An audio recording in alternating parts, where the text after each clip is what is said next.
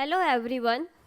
इस वीडियो में हम बात करेंगे रायमंड-टीमन रिएक्शन की कि रायमंड-टीमन रिएक्शन क्या होती है, कौन से कंपाउंड शो करते हैं ये रिएक्शन, किस रिएजेंट की प्रेजेंस में होगी एंड क्या प्रोडक्ट बनता है, मैकेनिज्म क्या है। तो सारी चीज़ें हम यहाँ पे आज इस टॉपिक को डिस्कस करेंगे कि रिएक्शन में होता क्या है।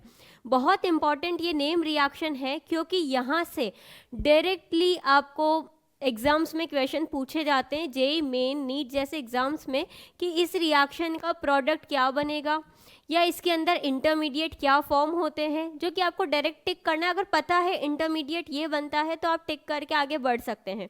तो ये एक नेम रिएक्शन एंड इम्पॉर्टेंट है एग्जाम पॉइंट ऑफ व्यू से। सबसे पहली चीज़, रायमंड-टीमन रिएक्शन होती क्या है। तो इसके अंदर बेसिकली क्या होता है, आपके पास फिनॉल होता है।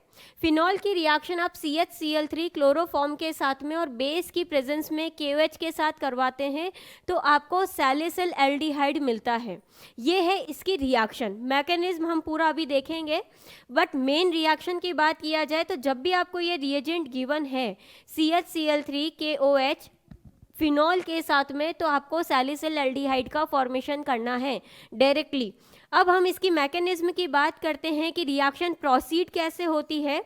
तो सबसे पहले यहाँ पर हम मैकेनिज्म में देखें कि जो आपके पास में दिया है क्लोरोफॉर्म की रिएक्शन, जब क्लोरोफॉर्म की रिएक्शन CHCl3 की रिएक्शन जब KOH बेस के साथ करवाई जाती है तो क्या बनता है।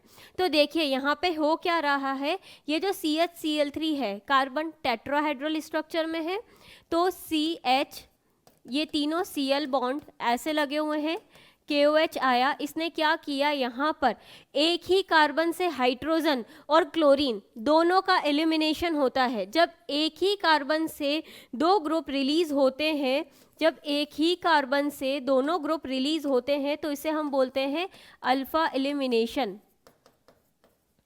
इसे बोला जाता है अल्फा एलिमिनेशन रिएक्शन। क्लियर है।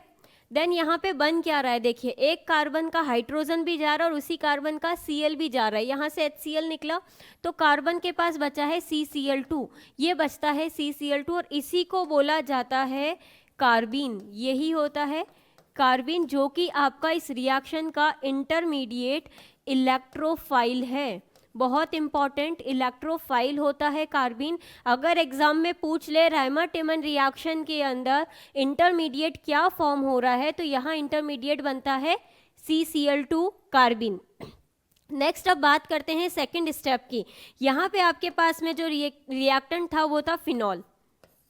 फिनॉल की रिएक्शन करवाई जाती है जब बेस के साथ में, बेस है आपके पास KOH OH माइनस, बेस को क्या चाहिए, बेस को एसिडिक हाइड्रोजन चाहिए होता है और फिनॉल का OH ग्रुप का हाइड्रोजन एक एसिडिक हाइड्रोजन है। ये एसिडिक हाइड्रोजन क्यों है, क्योंकि जब अगर ये यहाँ से अपना H+ डोनेट कर देता है तो ऑक्सीजन के ऊपर आएगा कैसा चार्ज, नेगेटिव चार्ज, ऑक्सीजन पे आएगा नेगेटिव। ये नेगेटिव यहाँ पर रेजोनेंस स्टेबलाइज हो रहा है, ये नेगेटिव क्या हो रहा है, यहाँ पर रेजोनेंस स्टेबलाइज हो रहा है, रेजोनेंस के अंदर है।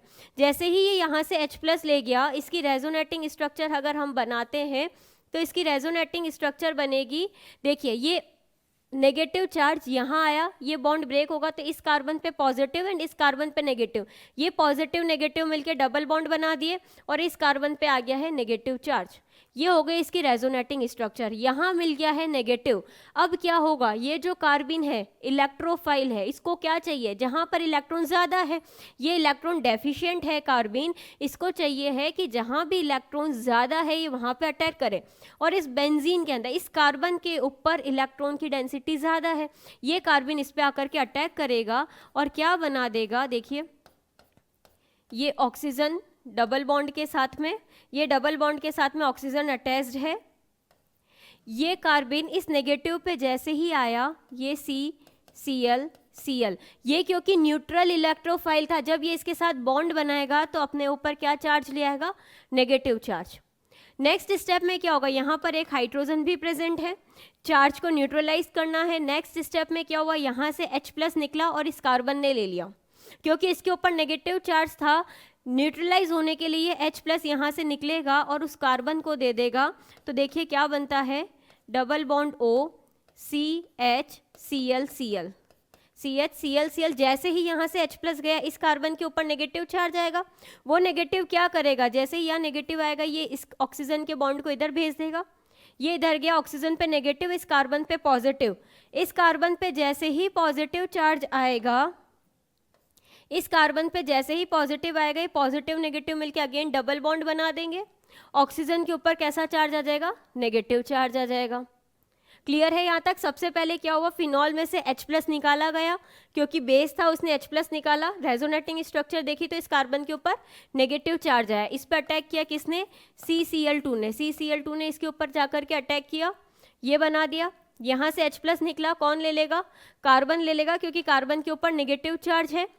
जैसे यहाँ से H प्लस गया इस कार्बन के ऊपर नेगेटिव आया, ये नेगेटिव सिंगल डबल रेजोनेंस में पार्टिसिपेट करेगा, नेगेटिव आगे बढ़ेगा, यहाँ डबल बॉन्ड एंड ऑक्सीजन के ऊपर नेगेटिव चार्ज। नेक्स्ट स्टेप में देखते हैं क्या होगा, हमारे पास में है बेस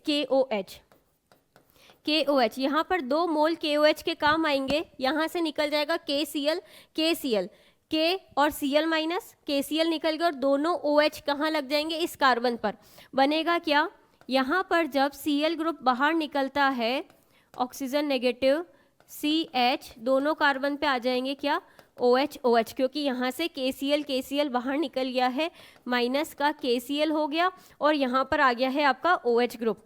अब नेक्स्ट इंपॉर्टेंट चीज़, एक कार्बन पर 2 OH ग्रुप अनस्टेबल होते हैं, क्या हो जाएगा, यहाँ से वाटर रिलीज हो जाएगा, यहाँ से जैसे ही वाटर निकला, ये H2O जैसे ही यहाँ से निकला क्या बनेगी नेक्स्ट स्ट्रक्चर में होगा यहाँ पे ये O negative as it is, H2O जैसे ही यहाँ से निकला है क्या बन गया यहाँ पे C double bond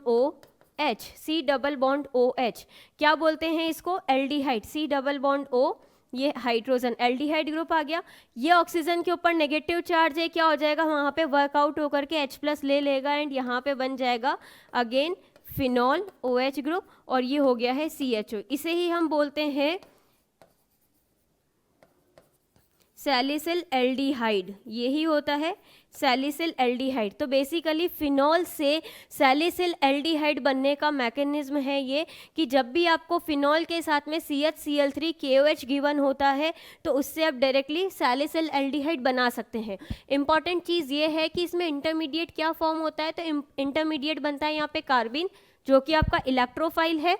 first step में KOH काम में आया, जो कि यहाँ से एसिडिक हाइड्रोजन को ले लेगा, रेजोनेटिंग स्ट्रक्चर में ऑर्थो पोजीशन पे नेगेटिव चार्ज, ये इलेक्ट्रोफाइल है, ऑर्थो पे जाके अटैक करेगा, CCl2 ऑर्थो पे अटैक किया है, लास्ट में वापस 2 मोल KOH के काम आएंगे, जो कि यहाँ पे वाटर, फिर एक कार्बन पर 2 OH ग्रुप अनस्टेबल होते हैं, वहाँ से वाटर रिलीज हो जाएगा और क्या बन जाएगा, एल्डिहाइड ग्रुप।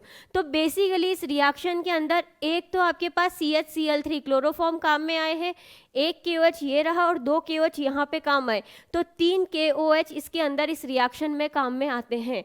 तो टोटल रिएक्शन अगर देखी जाती है तो फिनॉल की reaction 1 mole CHCl3 and 3 mole KOH के साथ करवाने पर सैलिसिल एल्डिहाइड का फॉर्मेशन होता है। क्लियर है। तो ये है name reaction, rammer-Tiemann reaction. Next बात करते हैं इसी के अंदर कि फिनॉल से ये सैलिसिल एल्डिहाइड बनाने का प्रोसेस है।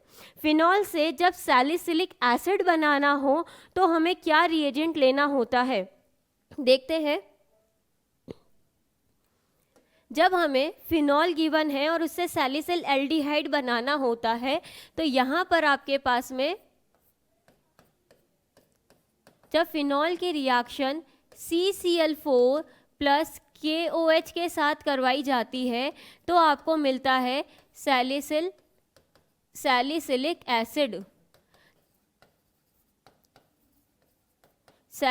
एसिड, यहाँ पर फॉर्म होगा सैलिसिलिक एसिड का।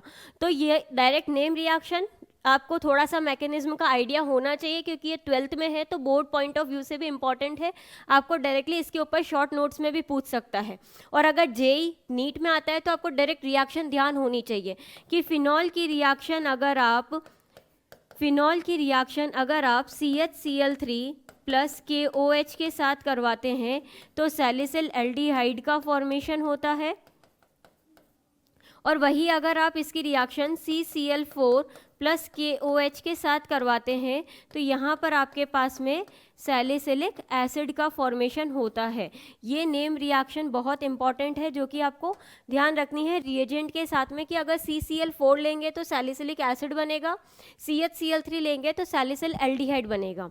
इम्पॉर्टेंट यहाँ पर इंटरमीडिएट क्या फॉर्म होता है, तो इंटरमीडिएट यहाँ बनता है आपके पास में, इंटरमीडिएट यहाँ पर बनेगा कार्बिन, इंटरमीडिएट बनता है कार्बिन CCl2 जो कि एक इलेक्ट्रोफाइल है। ये भी पता होना चाहिए कि ये क्या होता है, तो ये एक इलेक्ट्रोफाइल होता है। प्रोडक्ट क्या फॉर्म होते हैं, तो product salicylic acid and salicyl aldehyde बनता है। किस रिएजेंट की प्रेजेंस में होगा, तो CHCl3 QH के साथ में सैलिसिल एल्डिहाइड, CCl4 QH के साथ में सैलिसिलिक एसिड। ये है Reimer Tiemann reaction. Thank you so much.